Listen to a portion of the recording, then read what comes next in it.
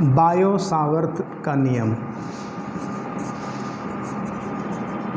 Bio-Savart नियम, ठीक है ना। तो बायो-सावर्त नियम क्या होता है और ये किस चीज़ के लिए है? किसी भी धारावाही चालक में, किसी भी धारावाही चालक के कारण उसके अगल बगल चुंबकीय क्षेत्र बन जाता है ना।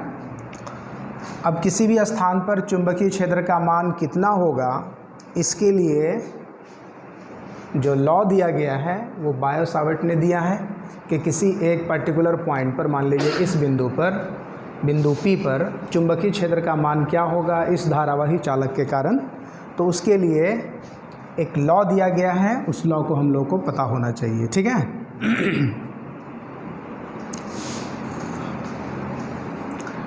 तो बायो-सावर्त नियम लागू होता है किसके लिए? एक छोटे से अल्पांश के कारण। देखिए ये तो बहुत ही लंबा चौड़ा तार है, अनंत लंबाई का तार है।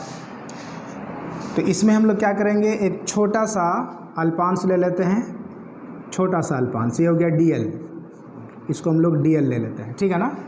dl लंबाई है इसकी, dl क्या चीज़ है? ये लंबाई का अल्पांश है कि नहीं है? ये जो वायर है इसमें छोटा सा पार्ट लिया और ये कितना छोटा होगा? बहुत ही छोटा, जितना छोटा आप कंसिडर कर सकते हैं, वेरी वेरी स्मॉल। क्लियर है? जितना छोटा से छोटा आप ले सकते हैं। और इसमें मान लीजिए करंट कितना फ्लो हो रहा है? I फ्लो हो रहा है, तो dl में से भी I जा रहा होगा। क्लियर है? ओके। देखिए ये जो dl है, dl से ये बिंदु P की कुछ दूरी होगी। चलिए इस दूरी को हम लोग नाम दे देते हैं r, ठीक है। इस dl से बिंदु P की दूरी, ये कोई भी बिंदु P है, बिंदु P कोई सा भी पॉइंट है, एनी पॉइंट, कहीं पर भी, ठीक है ना। ये बिंदु P है।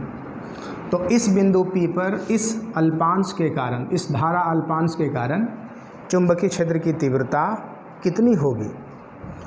तो चूंकि ये धारा अल्पांश है, धारा अल्पांश की दिशा क्या हो जाएगी? ये एक सदिश राशि होगी, ठीक है। और इसकी दिशा किधर होती है? जिधर धारा की दिशा होती है उसी तरफ, ठीक है। मतलब यहाँ पर टेंजेंट डाल देंगे, ये हो जाएगा किसकी दिशा? धारा अल्पांश की दिशा, ठीक है। सपोज कर लेते हैं ये जो धारा अल्पांश है इस r के साथ, इस वाले वेक्टर के साथ थीटा कोण बना रहा है, मान लेते हैं। क्लियर है? ये थीटा का मान अलग अलग हो सकता है, अलग अलग। मान लीजिए बिंदु P यहाँ रहता, थीटा चेंज होता है ना, यहाँ रहता चेंज होता है, यहाँ रहता चेंज होता है, तो थीटा चेंज हो, हाँ थीटा का वैल्यू कुछ भी हो सकता है। क्लियर है? तो इस धारा अल्पांश के कारण बिंदु P पर जो तीव्रता है उसको हम लोग नाम देते हैं dB। dB मतलब डेल्टा B, ठीक है। छोटे से धारा अल्पांश के कारण यहाँ पर जो तीव्रता होगी वो भी बहुत छोटा होगा ना। dB क्या चीज़ है?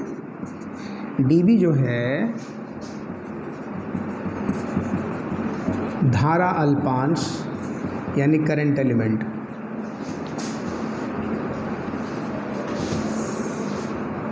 धारा अल्पांश के कारण बिंदु P पर तीव्रता है, ये हम लोगों ने मान लिया, ठीक है। इस छोटे से धारा अल्पांश के कारण बिंदु P पर जो तीव्रता है उसको हम लोगों ने क्या मान लिया? dB मान लिया।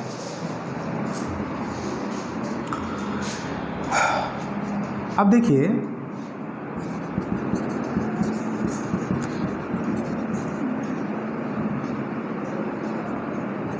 बायो-सावर्त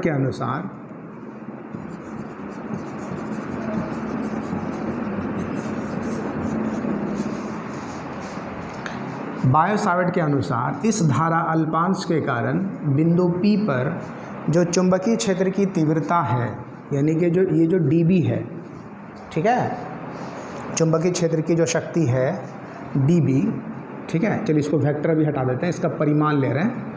इस धारा अल्पांश के कारण बिंदु P पर चुंबकीय क्षेत्र की जो शक्ति है जिसको हम लोग dB से निरूपित कर रहे हैं वो किन किन बातों पर डिपेंड करेगा। चुंबकीय क्षेत्र की जो शक्ति है या तीव्रता जिसको कहेंगे, चुंबकीय क्षेत्र की तीव्रता या चुंबकीय क्षेत्र की शक्ति, एक ही बात है ना। तो ये dB जो है वो किन किन बातों पर डिपेंड करेगा। तो सबसे पहली बात देखिए, ये धारा के परिमाण पर डिपेंड करेगा। करंट जितना स्ट्रांग होगा मैग्नेटिक फील्ड उतना ही ज़्यादा होगा कि नहीं होगा। करंट अगर कम होगा चालक में तो शक्ति भी तो कम होगी, तीव्रता भी तो कम होगी, है कि नहीं है। तो dB जो है वो डायरेक्टली डिपेंड करता है किस पर, करंट पर। एक तो ये हो गया, क्लियर है, समझ में आ रहा है। करंट जितना स्ट्रांग होगा शक्ति उतनी ज़्यादा होगी, करंट कम होगा शक्ति कम होगी, तो डायरेक्टली डिपेंड करता है। यही है पहला नियम बायो-सावर्त का। दूसरा क्या कि ये जो शक्ति है चुंबकीय क्षेत्र की शक्ति वो डिपेंड करती है धारा अल्पांश की लंबाई पर।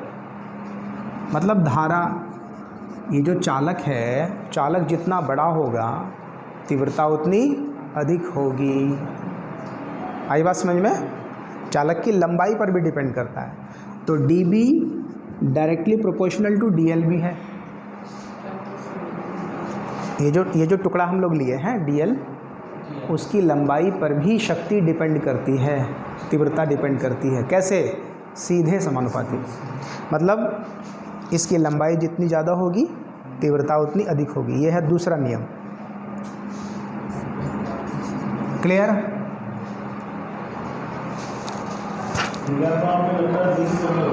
हाँ, अभी सिर्फ dB दीजिए ना, परिमाण। हाँ, वेक्टर की बात हम आगे करेंगे।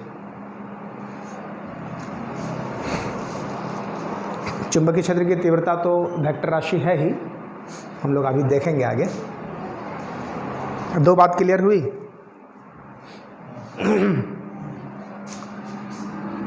और इनका कहना है बायो-सावर्त का कि चुंबकीय क्षेत्र की तीव्रता जो है वो दूरी पर भी डिपेंड करती है, r पर। अच्छा सोचिए तो, बिंदु P अगर दूर होगा तो तीव्रता क्या होगी, ज़्यादा होगी कि कम होगी। जितना दूर होगा पॉइंट P उतना क्या होगा, तीव्रता घटेगी। डिस्टेंस बढ़ेगा तो तीव्रता, और डिस्टेंस घटेगा तो तीव्रता बढ़ेगी। सिंपल सी बात है। तो इनका कहना यह है कि ये डिपेंड करता है दूरी पर कुछ इस तरह से, 1/r²। 1/r²। ये तीसरा नियम।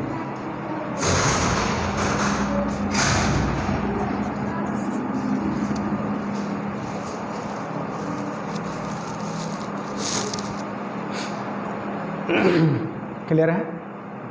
कोई दिक्कत है? दिक्कत हो रही है? थोड़ी और समझाते हैं। थोड़ी देर के लिए हम वायर को सीधा ले लेते हैं। स्ट्रेट वायर ले लिया। यहाँ पर dl एलिमेंट है, r दूरी पर पॉइंट P है, ठीक है। ये बिंदु P जितना दूर होगा तीव्रता उतनी कम होगी ना, होगी कि नहीं होगी? क्लियर है? और जितना दूरी कम होगा तीव्रता उतनी ज़्यादा होगी। तो ये हो गया, ये एलिमेंट है यहाँ पर, सपोज करें। उसी तरह का फिगर है ये। आगे बढ़े। देखिए ये जो तीव्रता है यहाँ पर, ये एक और फैक्टर पर डिपेंड करता है। किस पर? थीटा पर।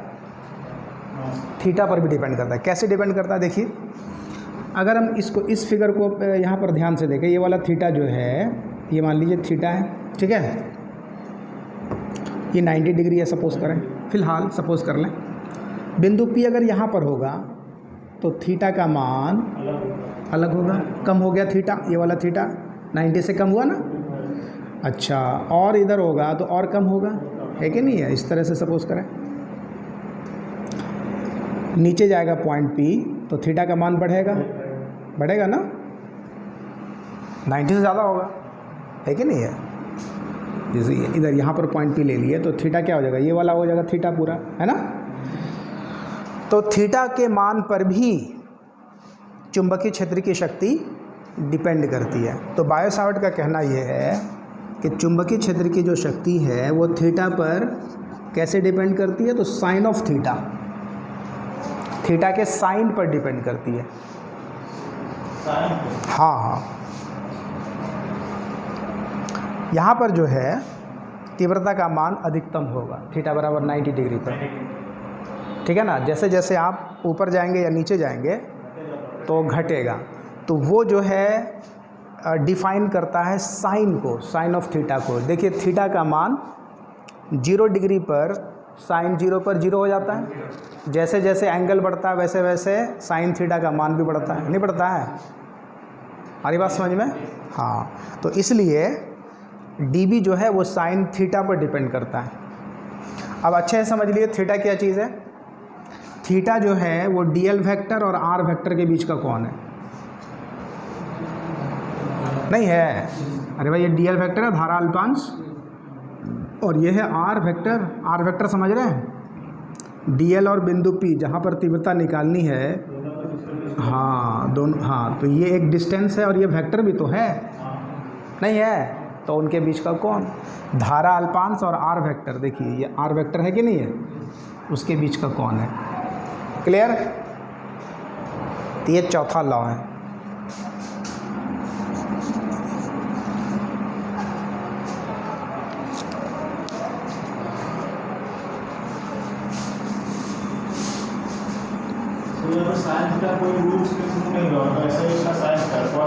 कॉस थीटा पर नहीं, साइन थीटा पर।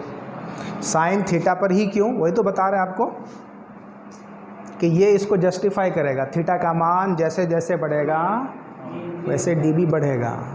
ना कॉस में ऐसा होगा, ना टेन में ऐसा होगा, ना किसी और दूसरे ट्रिग्नोमेट्रिक फंक्शन में होगा, ठीक है। तो इसलिए जब इन चारों नियमों को एक साथ लिखा जाएगा तो क्या लिख सकते हैं हम लोग, dB proportional to ideal sine theta बटे r स्क्वायर। हो सकता है कि नहीं? कोई दिक्कत है? सही है ना, ideal sine theta by r square. अच्छा थीटा क्या चीज़ समझ में आ गया, लिख भी लीजिए। थीटा क्या चीज़ है,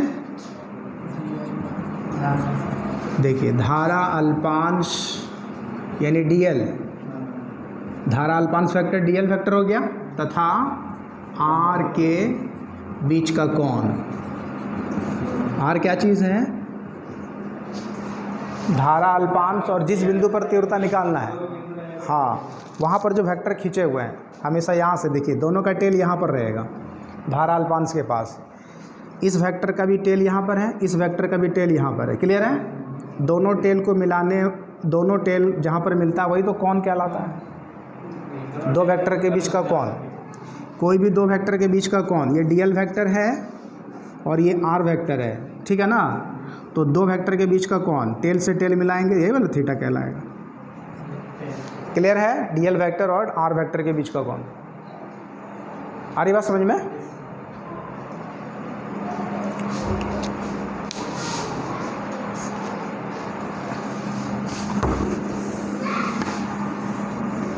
तो इन चारों नियमों को एक साथ हम लोग इस तरह से लिखेंगे। अब देखिए यहाँ पर प्रोपोर्शनल साइन हटाएंगे, कांस्टेंट आएगा यहाँ पर, ठीक है ना। तो यहाँ पर जो कांस्टेंट आता है वो आता है μ0 बटे 4 पाई। क्या आता है? μ0 बटे 4 पाई कांस्टेंट है। जैसे इलेक्ट्रोस्टैटिक में याद करिए, अगर आपको इलेक्ट्रोस्टैटिक याद होगा तो वहाँ पर क्या था, E बराबर 1/4 पाई एप्सिलॉन नॉट Q बटे r स्क्वायर। किसी भी बिंदुवत आवेश के कारण तीव्रता का मान जो निकाले थे। तो खैर ये जो था हमारा, यही तो कांस्टेंट था ना वहाँ पर, इलेक्ट्रोस्टैटिक कांस्टेंट 4 पाई। यहाँ भी है, वहाँ भी था, है कि नहीं है? यहाँ पर एप्सिलॉन नॉट है, इसको क्या बोलते थे, एप्सिलॉन नॉट, परावैद्युता, परमिटिविटी ऑफ फ्री स्पेस। इसको क्या बोलेंगे यहाँ पर, देखिए एप्सिलॉन नॉट को क्या बोलते थे, परावैद्युता। याद है सबको? परावैद्युता, जिसका मान था 9, कितना था मान, एप्सिलॉन नॉट का मान 8.85 10⁻⁻12, ये मान था ना उसका। बिल्कुल उसी तरह से यहाँ पर म्यू नॉट क्या चीज़ है, म्यू नॉट क्या चीज़ है, इसको बोलते हैं हम लोग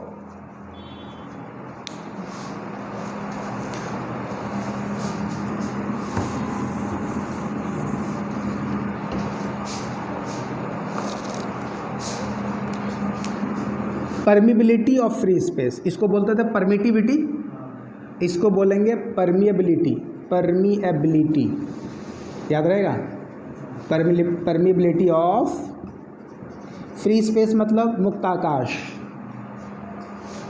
या निर्वात या हवा, ठीक है, तीनों के लिए ऑब्लिक दे दीजिए। वैक्यूम के लिए वैक्यूम ही इसको बोलेंगे, है ना, वैक्यूम, या फिर किसके लिए, एयर के लिए, कोई दिक्कत। म्यू नॉट को परमिबिलिटी ऑफ फ्री स्पेस कहा जाता है, और इसका मान कितना होता है, मान भी याद होना चाहिए। म्यू नॉट का मान होता है 4 पाई इंटू 10⁻⁻⁷, 4 पाई इंटू 10⁻⁻⁷, और इसका मात्रक भी होता है टेस्ला मीटर प्रति एम्पियर, ये मान भी याद रखना मात्रक के साथ, टेस्ला मीटर प्रति एम्पियर। यहीं से निकाल सकते हैं आप मात्रक, देखिए बी का मात्रक पता है ना सबको, टेस्ला। चुंबकीय क्षेत्र की शक्ति का मात्रक क्या होता है, टेस्ला, पीछे पढ़े थे ना, टेस्ला। देखिए यहाँ पर अगर हम इसको यहाँ से डिफाइन करना चाहें, म्यू नॉट का मात्रक निकालना चाहें तो क्या हो जाएगा, इधर क्या है लेफ्ट हैंड साइड में टेस्ला, म्यू नॉट है, ये म्यू नॉट का मात्रक निकालना है, 4 पाई तो कांस्टेंट राशि है, आई का क्या होता है एम्पियर, डीएल मतलब क्या मीटर, साइन थीटा का कोई मात्रक नहीं, बटे आर स्क्वायर मतलब क्या मीटर स्क्वायर। सॉल्व करके देखिए, टेस्ला मीटर पर एम्पियर आया कि नहीं आया, 1 मीटर कटेगा इससे, ये tesla into metre divide by ampere, कोई दिक्कत वाली बात नहीं है।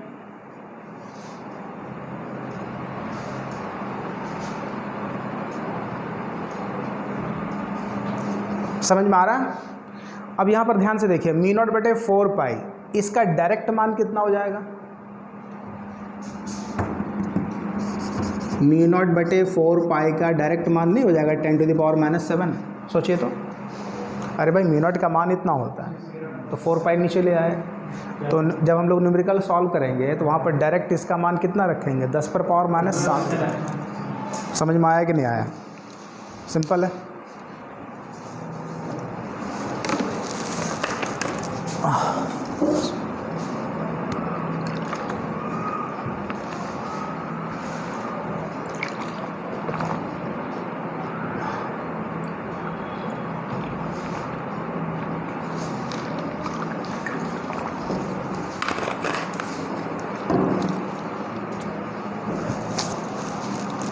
कोई दिक्कत है, आगे बढ़ें।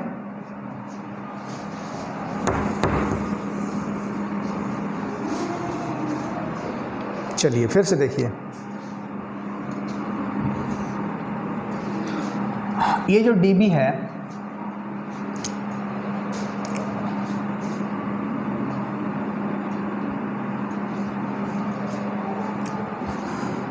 ये तो हम लोग निकाले किसी एक छोटे से अल्पांश के कारण ना। अब पूरे तार के कारण अगर पूछा जाए तो क्या करेंगे, इंटीग्रेट कर देंगे पूरे वायर के लिए, है कि नहीं है, हाँ। इसलिए पूरे चालक के कारण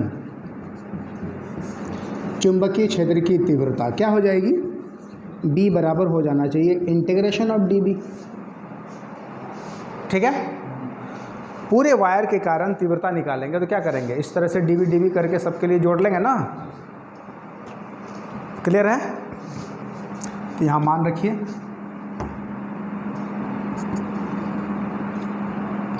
तो म्यू नॉट आई बटे 4 पाई, ये बाहर आ जाएगा इंटीग्रेशन के बाहर, म्यू नॉट और आई हमेशा कांस्टेंट रहेगा, 4 पाई कांस्टेंट रहेगा। बाद बाकी जो आपका है dl साइन थीटा बटे आर स्क्वायर, ये इंटीग्रेशन के अंदर रहेगा। क्लियर है?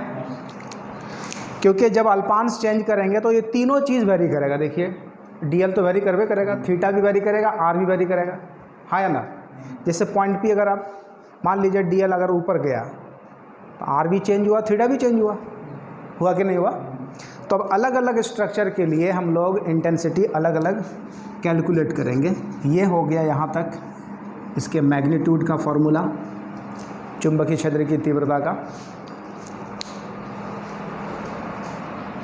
अब वायर अगर सीधा है तो उसके लिए क्या होगा, सर्कुलर है तो उसके लिए क्या होगा, या अलग शेप में है तो उसके लिए क्या होगा। तो सबके लिए अलग अलग होगा, जो हम लोग अब आगे देखने वाले हैं। Applications of Biot-Savart law. अब देखिए इसी चीज़ को, चूँकि चुंबकीय क्षेत्र की शक्ति क्या है, सदिश राशि है ना, तो इसको सदिश रूप में लिखना चाहिए हम लोगों को। हाँ, वेक्टर फॉर्म में कैसे लिखेंगे? तो लिखिए इन वेक्टर फॉर्म। सदिश रूप में इसी चीज़ को कैसे लिखेंगे? बहुत ही सिंपल है। सदिश रूप में देखिए ऐसे लिखें, म्यू नॉट आई बटे 4 पाई इंटीग्रेशन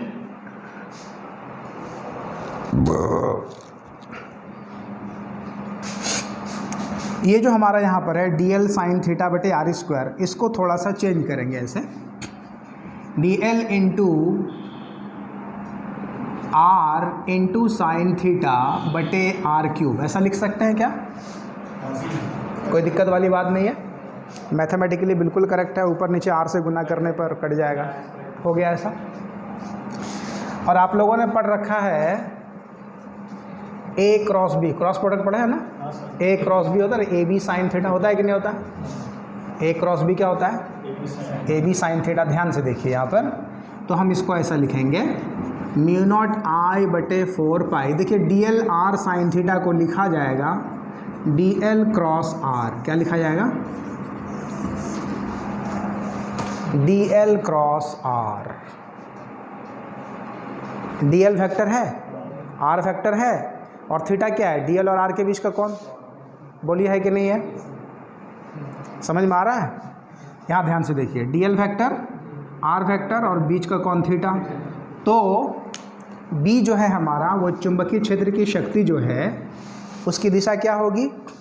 dl क्रॉस r के लंबवत, यानी dl वेक्टर और r वेक्टर के लंबवत होगा। होता है कि नहीं होता है? dl क्रॉस r के लंबवत। ये है सदिश रूप में इसका निरूपण।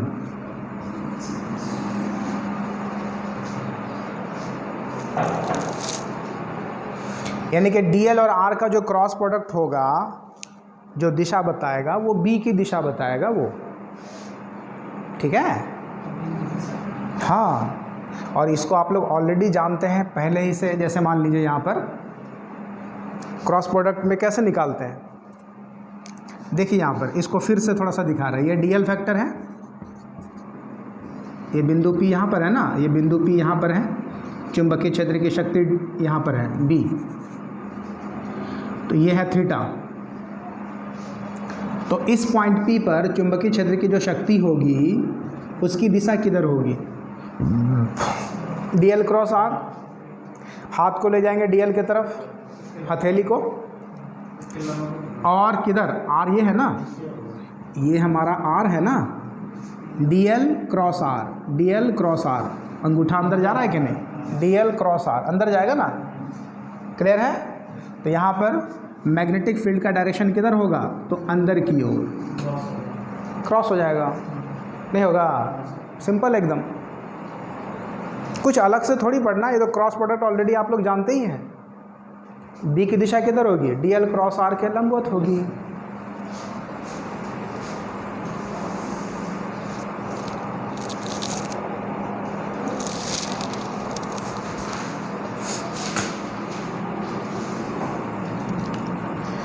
या अगर आप चाहें तो राइट हैंड थंब रूल लगा करके भी आप कर सकते हैं आराम से। अंगूठा लगा दीजिए करंट के डायरेक्शन में और इसको कर्ल कर दीजिए। अंदर नहीं बता रहा है, तो दोनों सेम बताएगा ऐसे।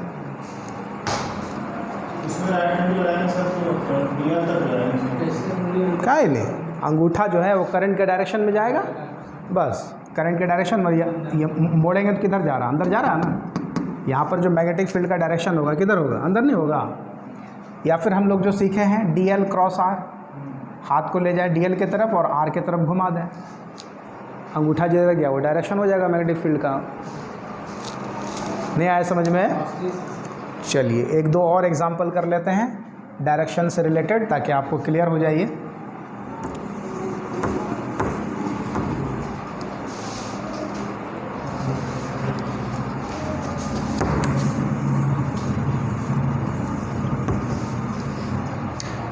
देखिए ये हो गया फॉर्मूला, ठीक है ना। अच्छा इसको हम लोग ऐसे भी लिख सकते हैं, ये R क्यूब जो है इसको R वेक्टर बना करके ऐसा क्यूब लगा दिए तब भी कोई दिक्कत की बात नहीं है, मॉड लगा के, है कि नहीं? क्लियर है?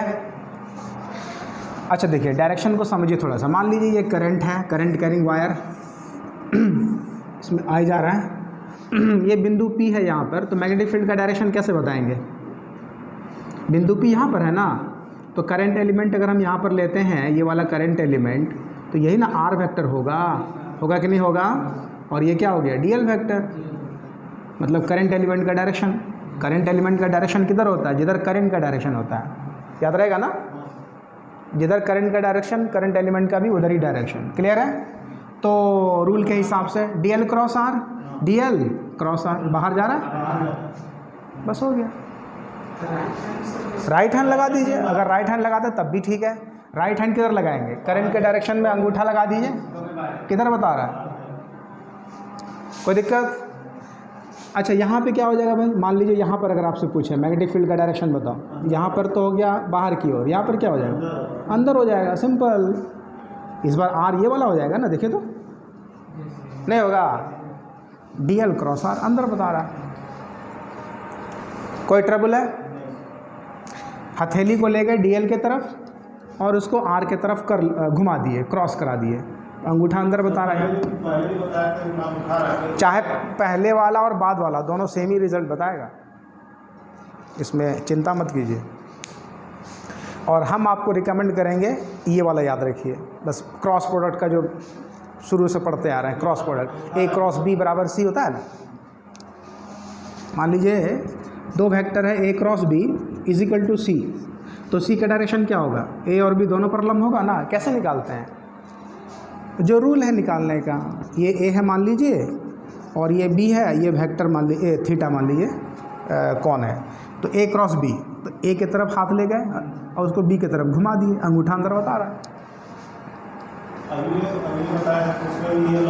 बिल्कुल यही वाला, यही चीज़ तो है, DL क्रॉस R B का डायरेक्शन देगा, कुछ नया नहीं है, वही है, पुराना ही चीज़ है, सिर्फ आपको लागू करने आना चाहिए। क्लियर है? जैसे देखिए एक और एग्जांपल लें, थोड़ा सा डायरेक्शन में कन्फ्यूज़न होता है लेकिन आप इसको समझें। देखिए मान लीजिए कोई करंट है, करंट किधर जा रहा है? अंदर की तरफ जा रहा है ना। यहाँ पर कोई पॉइंट P है, यहाँ पर डायरेक्शन बताना है आपको, तो ये पॉइंट P है, करंट अंदर जा रहा है, तो इसका मतलब ये R वेक्टर हुआ कि नहीं हुआ? एकदम सिंपल समझिए, ठीक है। हाथ किधर ले जाना है? पहले करंट की तरफ हथेली ले जाएंगे, ऐसे ले गए, और किधर घुमाना है? ऐसे ऐसे घुमाना ना, अंगूठा इधर बता रहा है। ऊपर का मतलब ये है, एक बात और याद रखिए, ये जो मैग्नेटिक फील्ड B होगा वो लंबवत होगा R के, होगा कि नहीं होगा? होगा कि नहीं होगा? और किसके लंबवत होगा? और ये B जो है, देखिए B लंबवत होगा R के और B लंबवत होगा DL के भी। अरे भाई यहाँ वापस आइए, ये जो C है, C लंब होता है B पर भी, C लंब होता है A पर भी, नहीं होता है? सिंपल। C जो है वो तो A क्रॉस B दोनों के लंब होता है ना, वेक्टर A पर भी लंब और वेक्टर B पर भी लंब, इसलिए हम इस B को यहाँ पर देखिए 90 डिग्री बना करके दे रहे हैं। हम इधर उधर नहीं खींच सकते हैं। क्लियर है ना? आ रहा समझ में?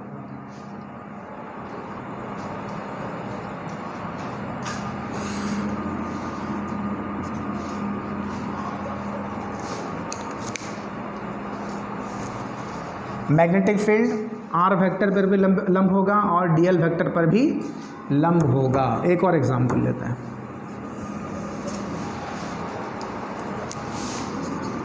जैसे देखिए, मान लीजिए एक करंट है बाहर की तरफ। करंट किधर है? बाहर की तरफ। और चलिए यहाँ पर कोई पॉइंट पी है। यहाँ पर आपको मैग्नेटिक फील्ड का डायरेक्शन बताना है।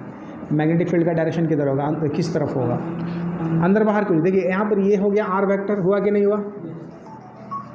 हुआ ना? ओके, अब क्या करना है? हथेली को कहाँ ले जाना? बाहर। बाहर ले गए, किधर घुमाना है? इधर। बता रहा ऊपर, ऐसे बता रहा है कि नहीं? सोचिए तो।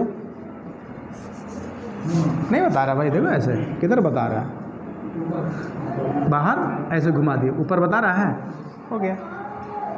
अगर यहाँ पर पॉइंट पी रहता तो अब डायरेक्शन किधर होता? फिर से यहाँ से ले लेंगे, ये वेक्टर इस बार इस तरफ होगा। बोलिए होगा कि नहीं होगा? आप सोचिए किधर होना चाहिए? बाहर। और इसको किधर घुमाना है? आर को, आर के तरफ ना। तो ऐसे करना होगा हमको, तभी तो घुमा पाएंगे। उधर बाहर हुआ और उसको उधर आर के तरफ घुमाना है। किधर बता रहा है? नीचे बता रहा है। और हम इसको लंबवत ही देंगे। क्यों देंगे? समझ में आ रहा है ना? क्योंकि इसको 90 होना है। बोलिए होना है कि नहीं होना? क्या मेरी बात क्लियर है? तो ये था हमारा बायो-सावर्त का नियम। तो बायो-सावर्त नियम क्या बतलाता है भाई?